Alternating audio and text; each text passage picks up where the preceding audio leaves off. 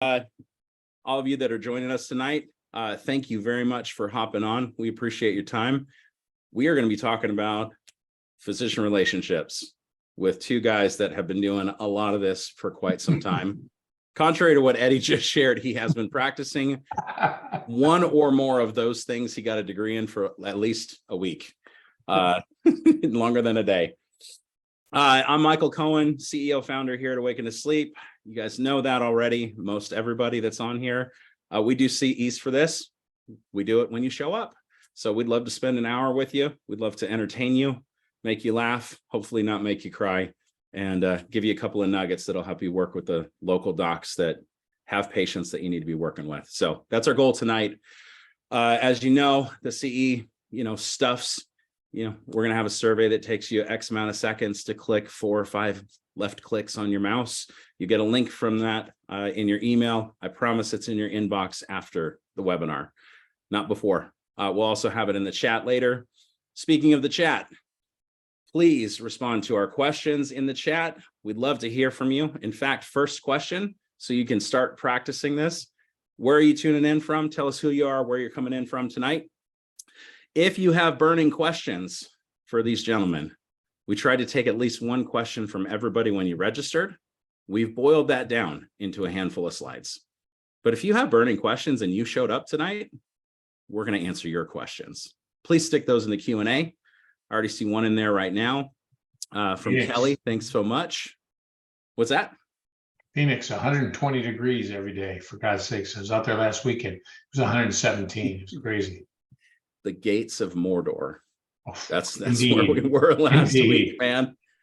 I hopped in my Dodge Challenger that I rented, and it said 133 on the thermometer. You and I went to hug, and we stopped because we would have stuck together with all the sweat. That's very true. That's That is very true. Eddie, were you in You're Phoenix good. last week? No, my wife went there, and she went there. We have a home there, and she went there to check on her It's not a mother, home, who's Eddie. It's 90. an estate. It's an estate. It's a Yeah, mansion. it's I got a little carried away. I guess. Hey, Marge, thank you so much for telling us that the chat was disabled. I've only been here for a week, like Eddie. Sorry. The chat's now enabled. You guys can use it. Thanks so much for telling us. We appreciate you. Questions in the Q&A, answers in the chat. If you have any tech issues, the lovely Brooke is here to help with that. Stick those in the chat as well. We appreciate you guys. All right. These two guys, if you've ever heard either of them speak, they need no introduction. On the off chance that you have just entered sleep and this is your first webinar ever, it is downhill from here. I will start with Dr. Mark Murphy. He's been a practicing dentist for a long time. Just say a long time. Long time. We're going to go with, I think we're going to go with generalities on a lot of things tonight. He moved from general dentistry into exclusively sleep, treating sleep patients, and specifically on our topic tonight, patients referred by local physicians, building those trusted relationships, and has been doing that for many years. On the opposite side of that coin, we have Dr. Eddie Saul, hailing from Syracuse, New York. It's a beautiful place, 2 months out of the year. Usually one or two good weekends a year here. 1 or 2 good weekends and gorgeous colors that people can take pictures of and look at all year long when it doesn't look like that. Yeah. Dr. Eddie has been a lot of things in life. I will actually let him explain that. But he is a licensed physician, dentist, and also has an MBA. So we kind of joke that he's just not the attorney. He already said that earlier tonight. But we got some great depth of knowledge here tonight for you all. So without further ado, we're going to do this Q&A style. I'm going to move to a slide. We're going to take the physician perspective and the dental perspective and really see how we can marry those. We've got plenty of questions on slides, but again, you guys, if you're hailing in here, I see Dr. Jeff Fritz, aka Brad Farley. Oh my gosh, that's a story for another day. Terry as well from Indianapolis. Y'all, if you have questions, let us know. Shoot them in the Q&A. I'm not going to keep pounding you for that, but if we ask you a question, I'm going to pound you to put it in the chat because I know you can do it now. All right, Guys, that was the most informal introduction you've probably had. Mark or Eddie, would you like to defend yourself up to this point? No, I'm sorry. Are we live now? Yeah. Oh, my bad. Okay. No, this is take 28. Yes, we're live. Okay, I'm good. Well, right. If I could just start saying a few things, you know, this field is very interesting how it's evolved over the last 20 years. And, certainly we've all lived it through the, the growth of companies like your own here. And I think what we're all trying to do is just treat patients more effectively, more efficiently, and establish communication. And, I think what's frustrating for, I assume most of the people that have logged into the webinar are dentists, is that correct? Yes. Yeah. Yep. And so most of the dentists, what they want to do simply is treat their patients. And I think the hurdles and the challenges, we all know about them. And then the real question is how do we go over those hurdles? What things can we do, and how do we establish communication? And I saw when I first started doing this, and because of my background being both a dentist and a physician, I'm in kind of a unique situation in that I don't necessarily have a lot of the same struggles that a lot of the dentists have. And I'll give you an example of that is if a patient comes into my office, being a board certified sleep physician, I can order a sleep study, I can interpret it, I can provide treatment, and I don't get caught up in the loop of screening a patient, sending it to the physician, and not getting the physician to send the patient back, which I'm sure is one of the most frustrating things that happens to all of us that practice dental sleep medicine. So in some ways, I've been insulated from some of the challenges that all of you have, but certainly I have ideas on how these can be approached. And so maybe we can do it through the format of the questions, however you want to do it. Yeah, absolutely. Well, I appreciate that context, Eddie. And I think it's important. I think probably one of the biggest take homes that the three of us, primarily you guys, can offer tonight to the audience is exactly what you said, where you started off. We need to create pathways of good communication between dentists and physicians and dentists back and forth for the purpose of treating more people, because that's the end goal. And the emotions, the details, the obstructions that have been in the obstructions, pardon the pun there, obstacles that are in the process of creating those, it's just worth overcoming them for the multidisciplinary collaborative approach to care. Anyway, that was the fancier way of saying exactly what you did. We need to work more with MDs. Our audience tonight is dentists, sleep champions, folks that are absolutely wanting to know more how to work with their MD counterparts. Yeah. All right. Let's hop into question number one. So we took, thank God for AI. We had like close to 200 questions, one or more from every single person who registered. So thank you all for your contribution. Now that we have a ton of content, we had to use AI to analyze the commonalities in all your questions and boil it down to like 8. So we've done a few here where we've got a physician asking Eddie, you as an MD and that perspective, and then Mark simultaneously on the similar topic, from your perspective. So Eddie, I'll start with you. The top question, you are doing a lot of the treatment as you shared yourself, but when you've worked with an outside dentist or you've discussed this with other sleep physicians that are your colleagues, Sure. What are the top things that they are looking for in that dental counterpart that they want to see when they refer out for MADs? That's a great question. I think I go back to an article that was in Sleep Review. I think it was in 2016, I believe. I'm sure Mark's familiar with it as well. And it was the top 10 reasons why physicians were reluctant to send patients to dentists.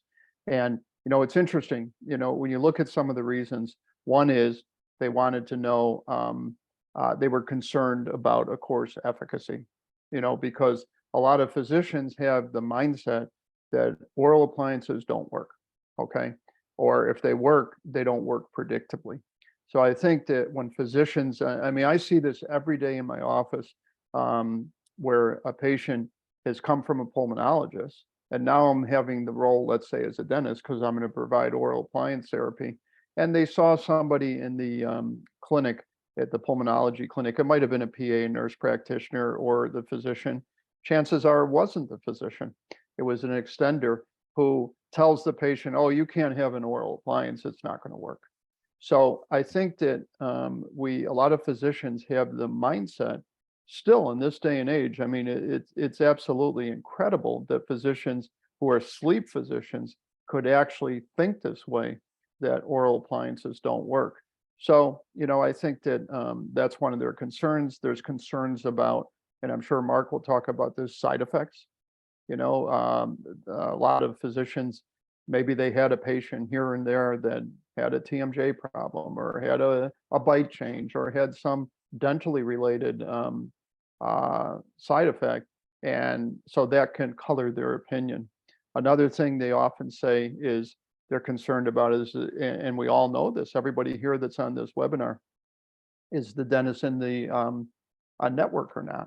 Because a lot of physicians get very concerned when they have a patient, they send it to the dentist, and the dentist is unwilling to take their insurance. And so then that physician is going to say, well, I don't know if I can use this dentist anymore because he or she is not willing to work with insurance companies. Right. So if just summarizing the efficacy, the side effects, their perception of it, whether or not they're in network, and also and the predictability of the appliance. And Mark has lectured extensively about this, versus the legacy appliances versus precision oral appliances, and how we've developed data to show how efficacious the oral appliances actually are. And I think physicians, a lot of them just don't know that. The other thing is not necessarily from the physician, but patients are never told of the option of oral appliance therapy. And it's never entered into the discussion.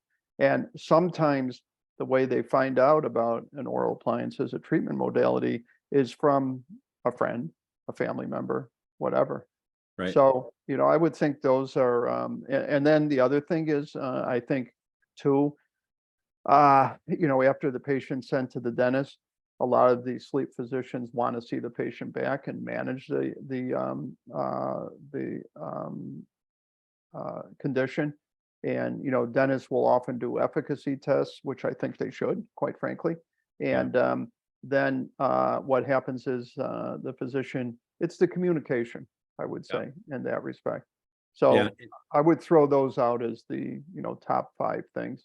I know there were 10 in the article. I don't have the article in front of me, but those are the major ones. Well, I mean, hey, truth be told, I'm asking Brooke to post the link to that fancy article you referenced if she can find it, but you just recited the first half. So, I mean, I've given the lecture a bunch of times. I have a slide. I can share it with everybody for sure. Okay, awesome. Eddie, I think it's interesting how you just said patients in general do not hear about this recommendation from their physician.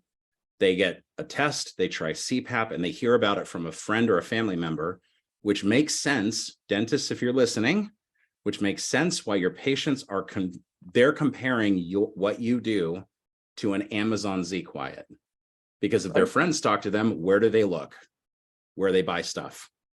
All right, Mark, dental side of the same question. Eddie just laid out half the article.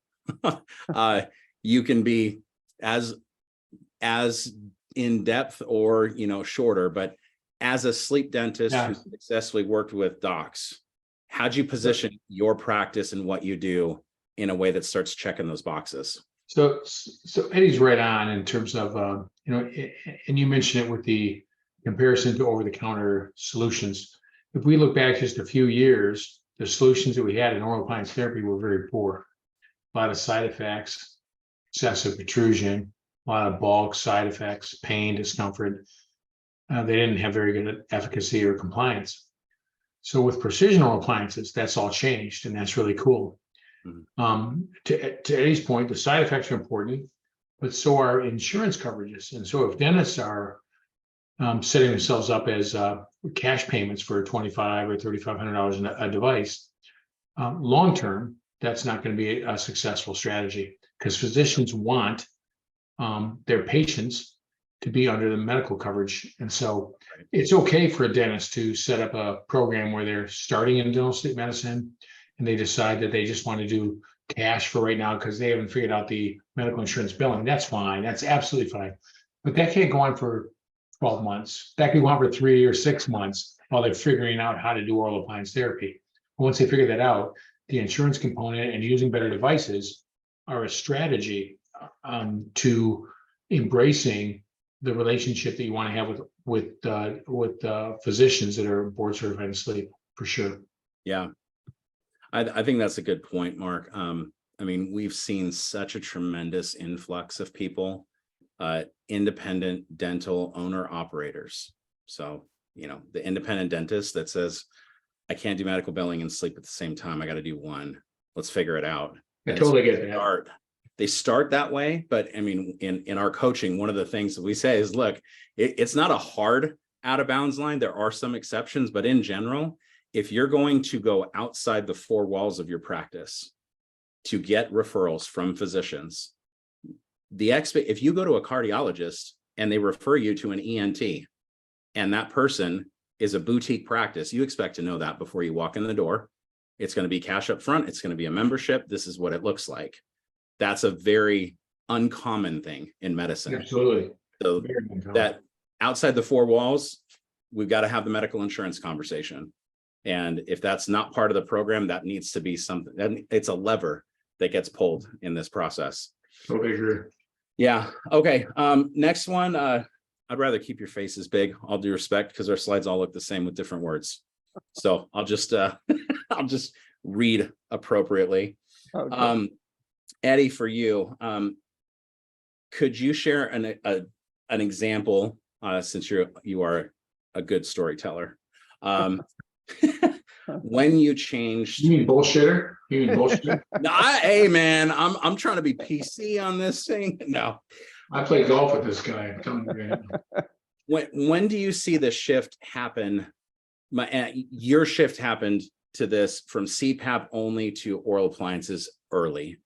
Like, I know you're an early adopter with this. Like, you saw this coming and you shifted to that very early on. But from a colleague standpoint, what do you see are the core reasons, or when do the sleep physicians that have a lot of these patients in, when do they shift that mindset from never referring oral appliances or working with dentists to you seeing them successfully work with a dentist?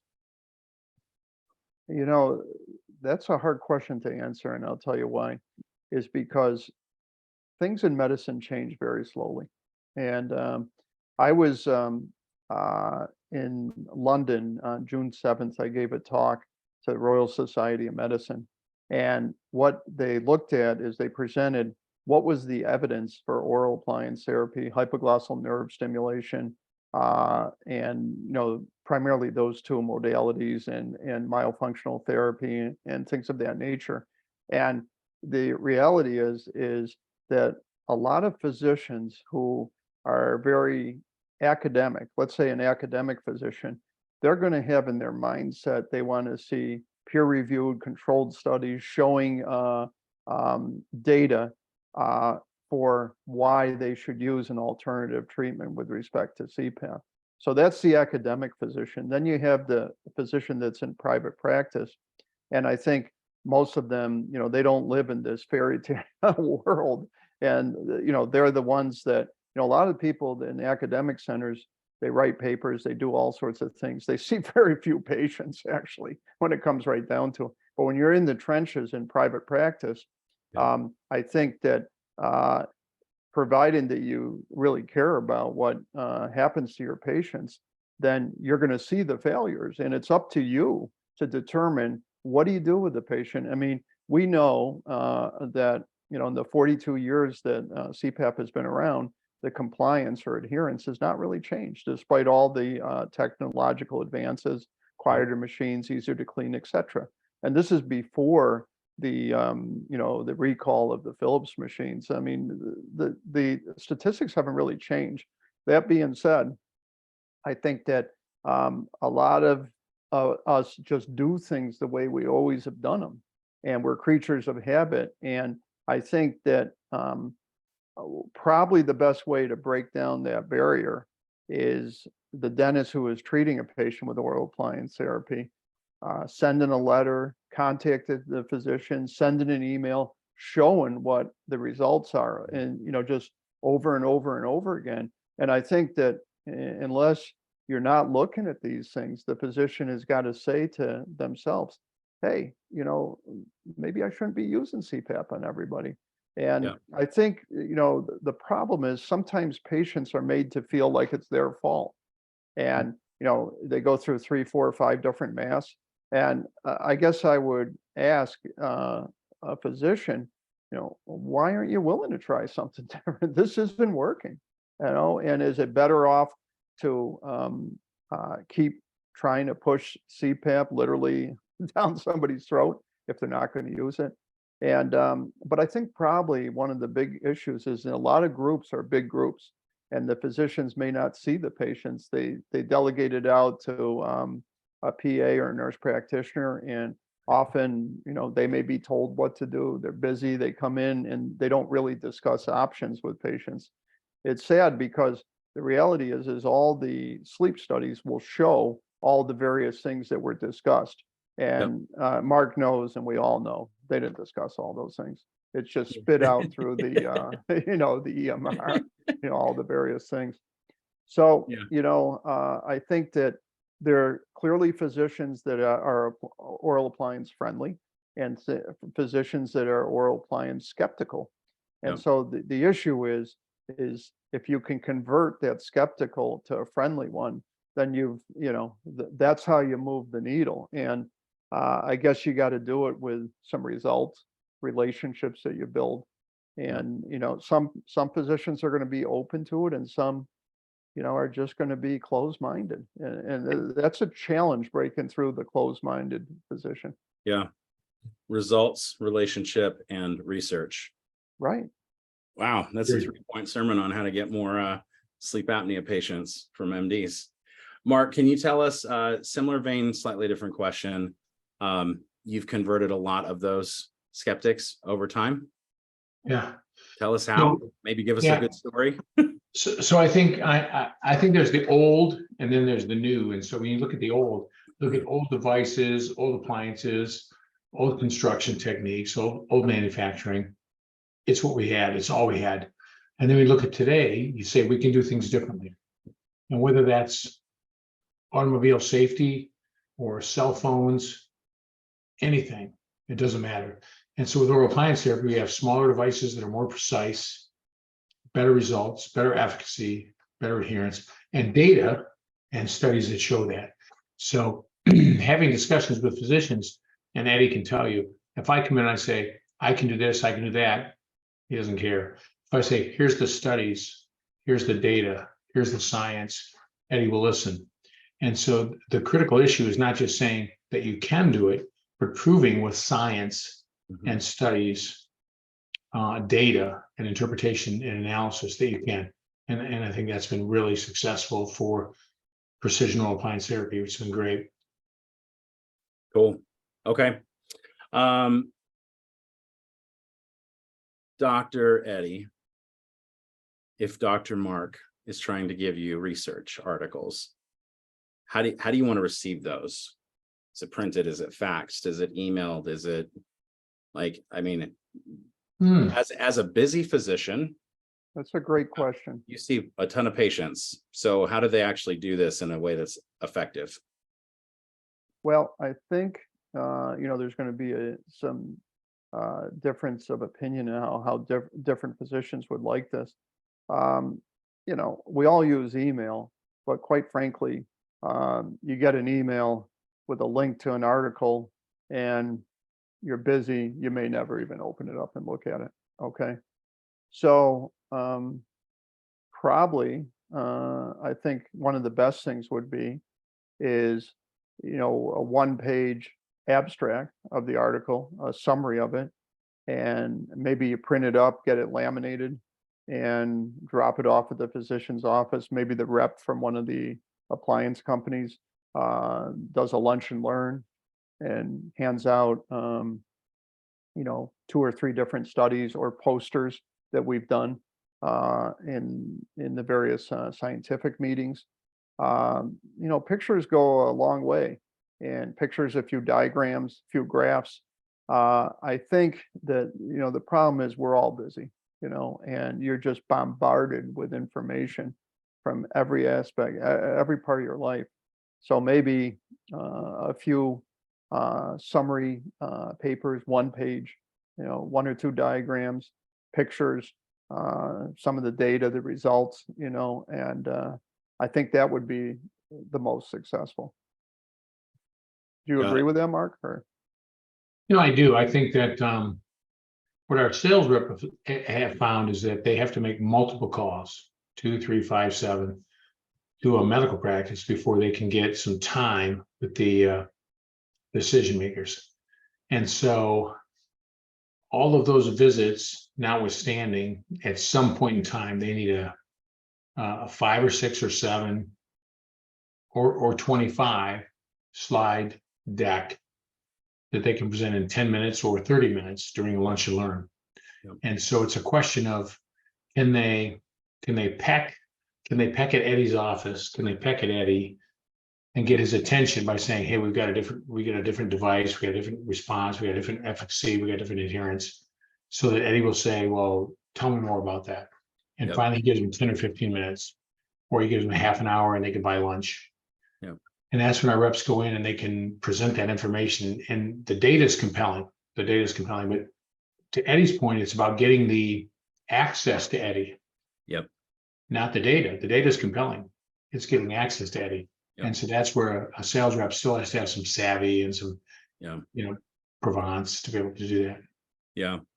I mean, I'll add, I was that sales rep for Yeah, you were decade. CPAP world for sure. Yeah, and CPAP and building new sleep centers, banging on doors, trying to get 2 minutes at a time. Everybody knows where they stand to do pharma rep samples for 2 minutes in between Yeah. patients. So I would add too to what these guys have shared. This is not your job as the dentist. Unless you're in a sleep only practice and you've got more time than patients. If you're running a GP office and a sleep business, you don't have time to breathe. So you can't peck away at every single office 3, 5, 7 times like what Mark said. So having a team member that understands what they can say, how to say it, what they're dropping off, and what they're asking for in that lunch and learn, like what Mark shared, and then you showing up, obviously, for that is going to be pretty pivotal. So I like the one sheet laminated as well. I do too. Maybe even a post-it note for those of us that are Right. old school, Yeah. Yeah, another thing that I think can work, and it's been done, and this is not anything new, is that very often the physician, he or she may have obstructive sleep apnea themselves, and if you're trying to really move the needle in that particular sleep practice, to refer to the dentist, certainly offering to make an appliance for the physician, Mhm. and more than likely they're going to get a good result, and that's going to Thomas will influence them. support that for sure. Yeah, Yeah. and that's a very powerful way to grow a practice. It's interesting is, the people that I know around the country who have dental sleep medicine practice only. And there's a number of people, and there's a lot of people that would like to get to that status.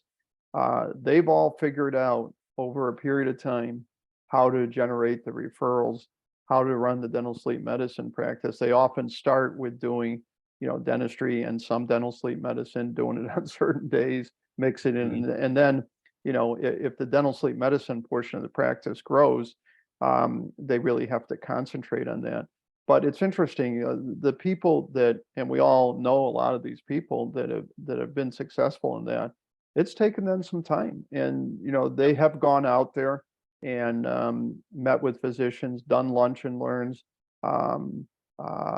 spoke with them, provided letters, and but it takes time in the trenches to do that. And I think when the physician knows you're sincere, it's just like when I work with a resident. If a resident wants to learn a particular procedure, well, they should come in and have read about it and put a lot of effort into it, and if they just show up and haven't put much effort on it, you're not going to be as serious about helping them. And I think from the dentist perspective, when the physician knows the dentist is sincere and really committed to treating their patients, they'll understand that, and that will build a good relationship. Yeah. Yeah, that's a great point. And Rash P, you had a question. Mark gave an answer, and I also wanted to tag into it. You had talked about having patients that need an RX for an oral appliance, and you can't get that from the local sleep doc, and they're part of a big group. I want to hit which doctors you're calling on and working with, and just understanding the different anatomy of those offices. Eddie mentioned this earlier, and we didn't actually get deep into this topic. But if you're dealing with an academic physician who rarely sees patients and does a lot of research, there's a different way to speak to that person. And that's not by referring them patients, right? It's going to be through that vein of research. So he talked about that. But understanding the medical landscape, most of medicine today, the majority, is corporately owned, typically by large groups, hospital groups, national groups. So physicians are highly skilled and trained employees of a larger group that has protocols on how patients flow, which specialists they can work with in or out of that group, not only in or out of network for insurance. Those are two totally different things. So if you're working with a busy sleep doctor, a busy ENT in a corporate group, and they're maxed, the last thing you want to do is tell them, I can send you patients, because they're going to kick you out the back door.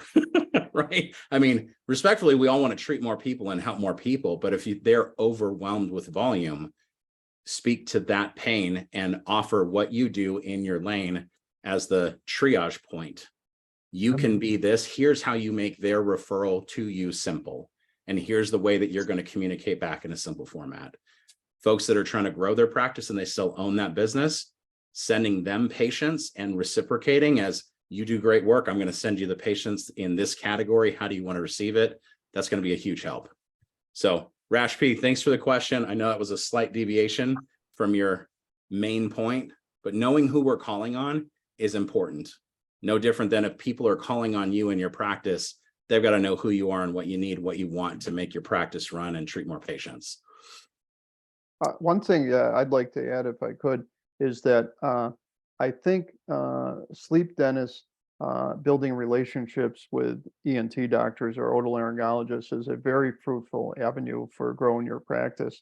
And the reason being is that, as we know, patients who have obstructive sleep apnea are candidates for an oral appliance or CPAP need good nasal airway flow. And if they have nasal obstructive issues, then the results are going to be compromised. So I think that if you're in a general dentistry practice, let's say, and you're screening your own patient, and during that process, you ask questions about nasal obstruction, send them to the ENT doctor. The ENT doctor may address that either medically or surgically, and then would more than likely send you the patient back for your oral appliance therapy. And I think that's, there's a procedure called the Vivere, which is for the radio frequency procedure for the nasal valve. And in fact, I did 3 of them today. But anyway, that company, Aaron Medical, has recognized the relationship between oral appliance therapy and nasal obstruction. And I think that there's nothing better than sending a patient to a physician, and that physician, now gets some type of treatment or procedure, and that, both people benefit. The ultimate thing is the patient benefits and gets a better result. And There's about 300 board certified sleep physicians in ENT around the country. And not all ENT doctors deal with airway issues, but I mean, deal with sleep medicine. They all deal with airway issues. So I think that's a very good population for the sleep dentist to target in building their practice. Yeah, that's a great point. And it's well received, given that you did 3 of those procedures today and you happen to be that particular specialty. Yeah. That's not a generalized statement, people. Work with your ENTs. Coming from an ENT sleep specialist, there's a lot of common ground. Well, let me just tell you about one patient today that I did a telemedicine consultation on, who didn't want to wear CPAP, had severe obstructive sleep apnea. And so what I ended up doing is, about 6-8 months ago, I took her tonsils out, and then I did a nasal procedure on her. Now she's a good candidate for oral appliance therapy. Before she was not. Yep. Yeah. It's holistic care. It's not competitive care. Right. That was, you started that in the beginning, right? We've got to treat the whole person, and at different stages, people are going to be ready for an oral appliance or not. And knowing how we integrate together is the crucial component. Michael, I've heard you lecture so many times. We've lectured together so many times, and every time you always say it's not about what do I sell, it's about what's right for the patient. Right. And sometimes that's what I sell, and sometimes it's not, and that's fine. And you'll go far by just making sure that you treat the patient correctly. I appreciate it. Yeah. On point, you guys. Yep. Like. All right, Mark, I'm going to start with you on this one. Ooh, okay. Patient success stories. Yeah. Obviously happen when you're doing good work with good appliances, all the things, right? You got a patient who's like singing the praises, like Fiddler on the Roof. How do you package that and put a bow on top so that you can capture that success story and use that as part of your communication with MDs? How do you do that? Great question, Michael. I appreciate that. So we developed a long time ago, we developed a thing called a registry. List of patients by number, by patient identification number, second column, AHI pre, AHI post, BMI, age, etc. So it's a lot of data on the patients that we've already captured in our software. Mm-hmm. We pull that out quarterly, so it's 25 or 30 patients. And I drop that off at my local physicians so they can see, and they know that some of their patients are in that list. Might be 2, might be 10, doesn't matter. Mm-hmm. They just know that some of their patients are in that list. And here's the overall results of this patient population.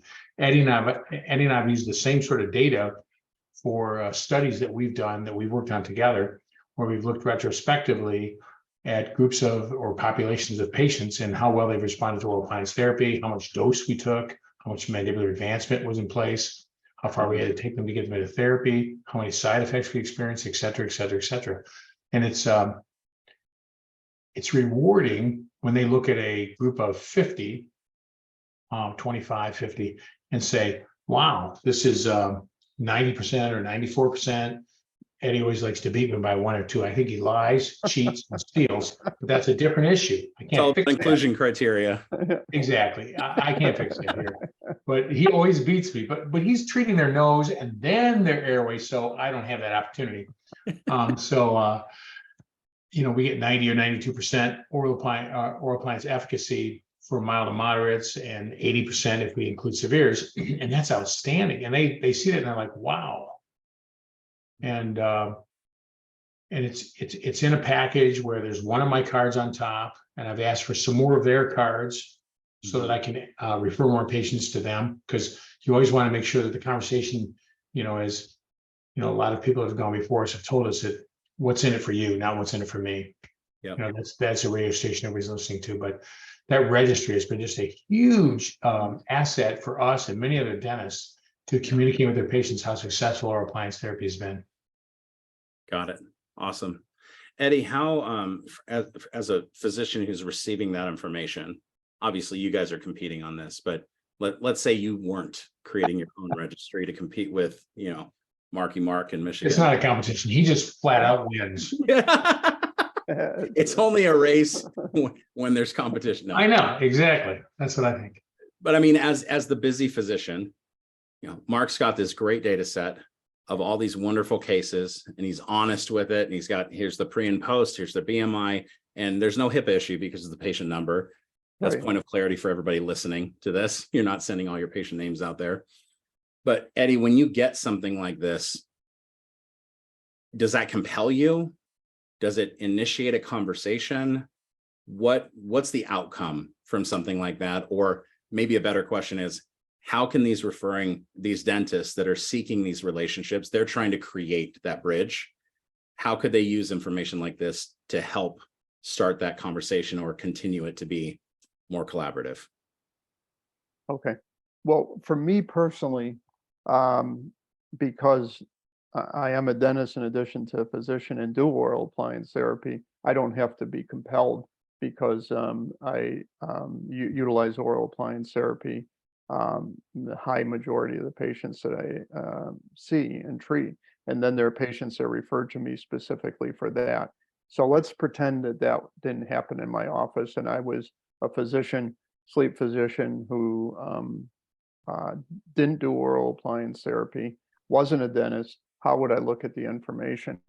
I guess when you have information like that, provided that you're willing to read it and look at it, it's Right. very compelling, and I think that's why maybe one page bullet point, here's the results on mild, here's the results on moderate, severe, here's the patients, you look at that, and unless you're not forward thinking and honest with yourself as a physician, you have to be compelled to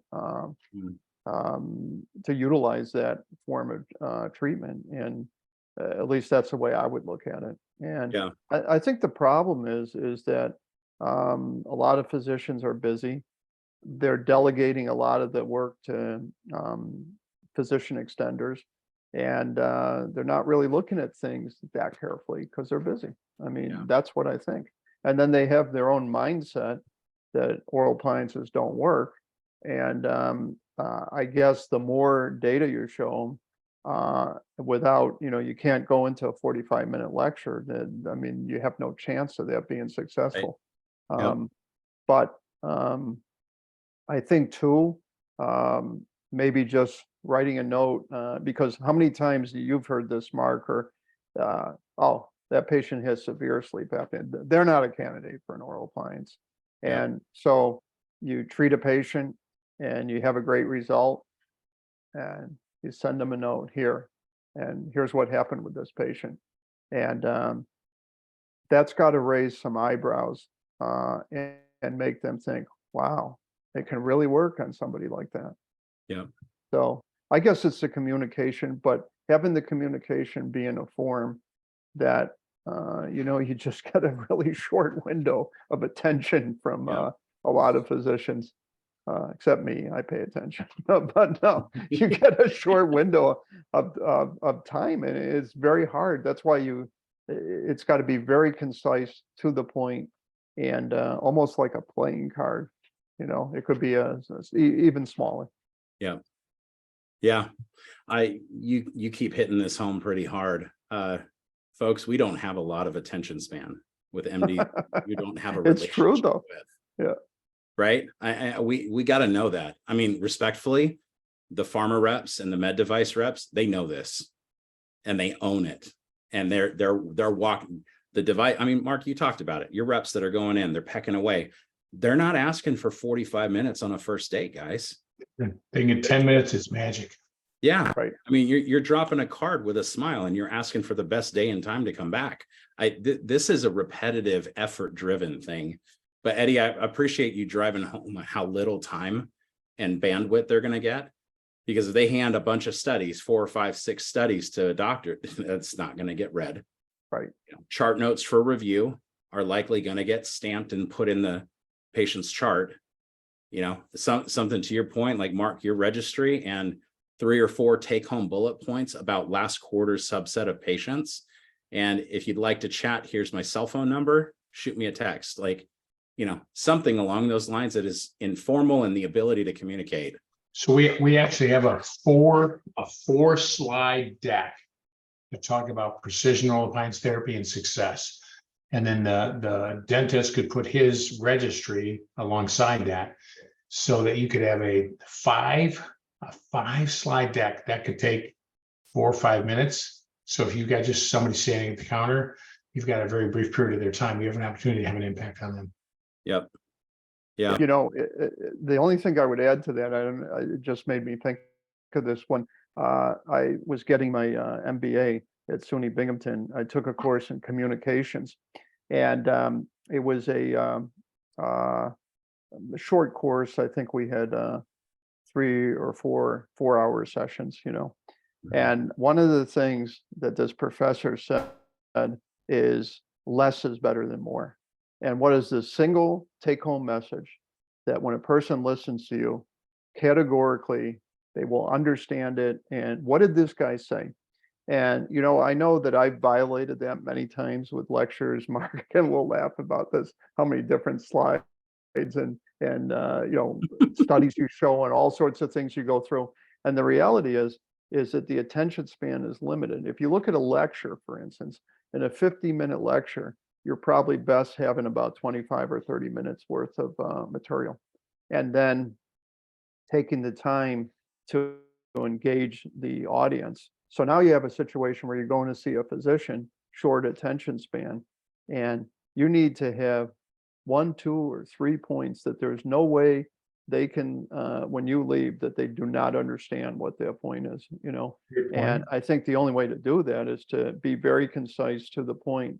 And, if we have a deck with 5 slides, that's beautiful. That's perfect, because you can go through 5 slides if you're given the opportunity, and easily under 10 minutes, I would think. Yep. So if I could bring on Eddie just a little bit, at our Pro Sleep conference last year, he got up there with no slides because of the time constraint and talked for 40 minutes with no slides, and the audience was mesmerized. And he made 3 or 4 or 5 salient points. So to his credit, what he's talking about is something he can absolutely deliver on. It's amazing. Yeah. So this was not planned, but Charles Mingus quote, making the simple complicated is commonplace. Making the complicated simple, awesomely simple. That's creativity. It's our job. It's our job to digest in order to create these relationships. I would agree. Yeah. All right. So we're at 5:50. 5:50 my time. It's 8:50. You guys are like, that was a long time ago, man. Like, I don't know what Why owe you money? We got 10 minutes. So I'm gonna ask off the question track here. Let's sum it up into one point. Eddie, what is the single thing that a dentist can do that will have the greatest impact on their local physician relationships? And Mark, just since you need more study time, your same question is coming your way after Eddie. I need more study time. Since What's when? a single thing the dentist can tell the physician? Is that the question? Single thing that they can do. He's just saying that to buy more time. I know. He's just buying more time. Don't fall for that shit. Do not fall for that shit. That's like in radiology in the old days, you would take a film, and you'd go into the radiology department. Now, of course, it's all digital. And they'd say, well, let me bright light it. Bright light it is they take that film and put it over a super bright light. And I said, the only way that guy's doing that is he needs more time, because he doesn't know what the X-ray shows. That's a tough question. I would say oral appliances work great, and here's the proof. Here it is. That was way more succinct than I expected, man. Okay. They work great, and here's why. Yeah, I mean, and then you show a card, and maybe you have 3, 4 bulleted items. mild, moderate, severe, efficacy, boom, done, and picture of it. Why don't you try it? Yep. Cool. Guys, if you're still on this webinar right now, you need to write this stuff down. I'm just saying. You do. Record it on your iPhone, write it down. Yeah. All right, Mark, no pressure. No, I think Eddie is right on, and just so I don't say the same thing and sound stupid, which I'm going to sound stupid anyhow. I would say that the single most important thing is having successful outcomes with your patients. And so if you can say to a physician, Mrs. Jones that we treated together, and I made neuroplans for her, here's her outcomes, so that there's a specific success story that physician can put in his mind, and she can relate to what happened to that particular patient. That becomes pretty powerful. Especially because most of those patients, not all of them, but the vast majority are CPAP intolerant, CPAP failure, CPAP refusal patients, or they're mild and moderates. So when you say, you remember Mrs. Jones and Mr. Smith? Yeah, we had an incredible outcome with them. Here's what the results were. That's pretty powerful. Yep. Yeah, I would agree with both of you guys. Yeah, you have to. I'll be shorter. I don't even need a sentence. I just need 2 words. Thick skin. Is it worth it or not? I mean, look, this isn't junior high school, right? For those of you dentists that are on here that are married, like Mark, you 45 years with your wife. We were talking about that earlier tonight. Like, that's amazing. Okay, you're not going out there wondering what somebody thinks about you on a first date, and you're not hyper focusing on the thing that you said and what that made them feel. Guys, you're dating again. You are professionally dating. And when you go from a general dentistry practice to a DSM practice or a DSM mindset, you just shifted from being a dentist who's farming their own land to becoming a specialist who receives referrals. Eddie said this earlier, DSM only practices receive referrals. Yep. Are you set up for that? Are you doing that? And if you're going out to get these new physician relationships, like, we got to have thick skin. I mean, don't get brokenhearted when somebody doesn't get it the first time or the 15th time, because usually the ones that are hardest to win are the most valuable relationships long-term. Absolutely. Because everybody else quits at call number 3. Michael, you're so right. I'll tell you how worthwhile that effort is. We do about 200,000 oral appliances in North America on an annual basis, 200,000.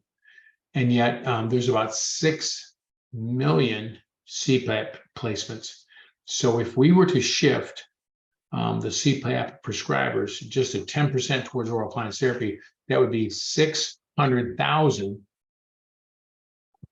more oral appliances. That would be 7 times the market that we see today, 6 times the market we see. It's crazy to think about that. We need more people doing more work, guys. We do. Well, that's the take home there. One of the things I would just throw in here is that Inspire spending $100 million last year for marketing and advertising has created tremendous awareness. And I think it just totally baffles me. I guess it shouldn't, but when a patient comes in to see me who is a CPAP failure, they didn't want to have Inspire, but they had no idea an oral appliance existed. And we have a market awareness problem. We can't spend in the industry $100 million to market and advertise, but we suffer from this awareness perception, and a lot of people don't know. Patients don't know the option of an oral appliance exists, and so I guess people practicing dental sleep medicine, dentists trying to grow their practice, they do need a thick skin. They have to go outside their comfort zone. They have to know what they're doing, have good knowledge of the field, and they can't be upset when, the first 28 times they go to that physician's office, right, they don't get a referral, because maybe on the 29th they will. And, obviously I'm exaggerating, but the point is that you got to keep grinding it out. You do. Yep. Bingo. Keep grinding, guys. You're doing good work. Keep learning, keep grinding, keep getting after it with these MDs, because there's some out there like Eddie that already believe in this. They just don't know you exist. That's true. That will 100%. happen like a broken clock twice. It'll happen twice a year. If you go out there and hit it, you're going to find people like that. They just need to know that you exist. And then you're going to find really resistant. Like, that's fine. But you're not needing validation by someone who just met you on your program. Own your program, set it up right, do good work, have a registry. You know your stuff works. You guys got it. Anyway, I get all worked up over this. This is my backyard.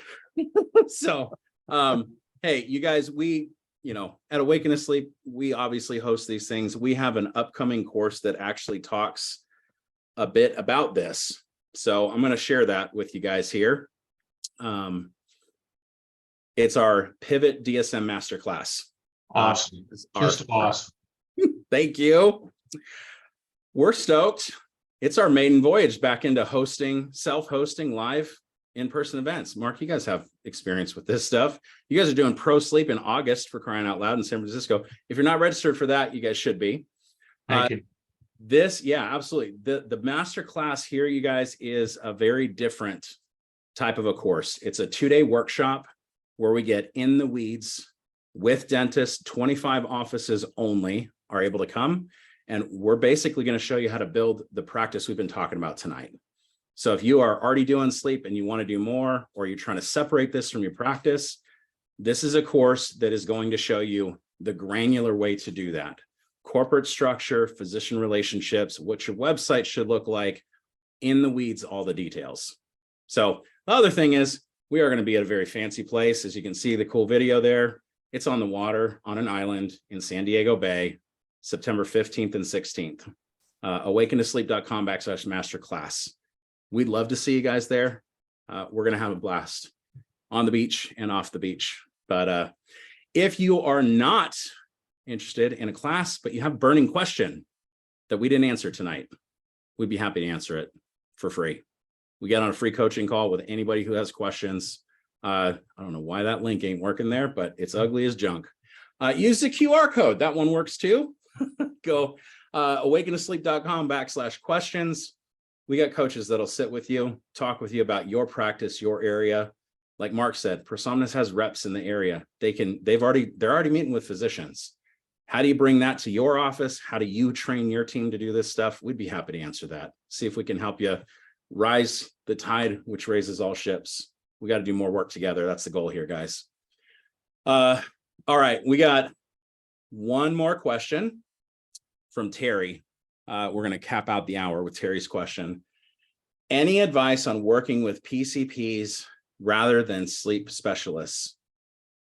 I have tons of opinions on this, but I want to hear what you guys say first, if you're all right with that.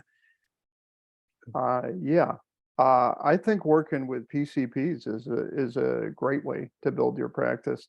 The challenge is a lot of PCPs, again, are busy, and if you're asking them to screen the patients, that may be a little bit difficult in the sense that they have so many things to do in an office visit. I know there are different ways where people have put an employee in the PCP's office and screen patients. There's a model like that works. But I think, big PCP practices, I mean, they're seeing a big volume of patients. And as to the exact operational way that you deploy that, I would defer that to you, Mike. But I think that, I think it's a great avenue because of the volume of patients seen. And, a lot of the PCPs, they want these things taken care of. You got to make it easy for them. If they got to refer the patient to a sleep physician and back and forth and stuff like that, that's a road to trouble, I think. So engaging them and getting them to refer patients, I guess the issue is going to be they can order sleep studies and you could work directly with them. So there's different models that have been, utilized throughout the country. Yep. Yeah, Mark? Yeah, I've seen a model where dentists have successfully placed a sleep consultant, Right. their salary, into a PCP practice. Yep. So they can do some screening and testing, and the PCP can pick up some revenue from the testing. And then the results of those tests result in some going to CPAP and some going to oral appliance therapy, and feeding those back, of course, to the original office. I've seen that model work successfully for some practitioners that are good doctors of ours. Yep. And I guys, my last cap to that would be know your audience. You know, these guys just endorsed a model that is, I mean, I've been in sleep medicine for 20 years. I came from the medical side running sleep centers. That model of putting screeners in PCP offices to offload the work and allow them to capture some revenue testing. Man, this is as long as the day is, right? I mean, that's been going on. It's the third oldest. I think it's the third oldest profession. Third oldest profession. Well, but you know, that doesn't work in a corporate medical environment. If you try to place your employee on your staff in someone else's office that's owned by a national hospital center, that ain't gonna happen. So know your audience. And what these guys said, yeah, that model works. Primary care offices, busy practices, doctor owns it. I think ultimately, again, it comes back to know your audience, serve them first. You guys will treat more patients and have some thick skin doing it. But just get out there. You don't have to be perfect. Get out there. Your success is not measured in millimeters. So anyway, all right, guys, we appreciate you. Any last parting words, experts of 2 weeks? Grandkids rule. That's all I got to tell you. Grandkids rule. Get after it, man. Mark, Eddie, I appreciate you guys. Thank you so much for your time tonight, and everybody else. Thanks for having me. Thanks for having us hang out with you tonight for an hour. The CE link is in the chat. You will also get an email within an hour. If you don't see it in your inbox, it's in your spam folder. I promise, or I'll send you a $5 Amazon gift card. Email me. So if I don't get one, I get an Amazon gift card? Probably not. No, that's not. You're excluded from almost all things, Mark. Roger that. Thanks, Michael. Eddie, good talking to you, man. Nice talking to you. Thanks, guys. Have a good night. Yeah, thank you. Bye.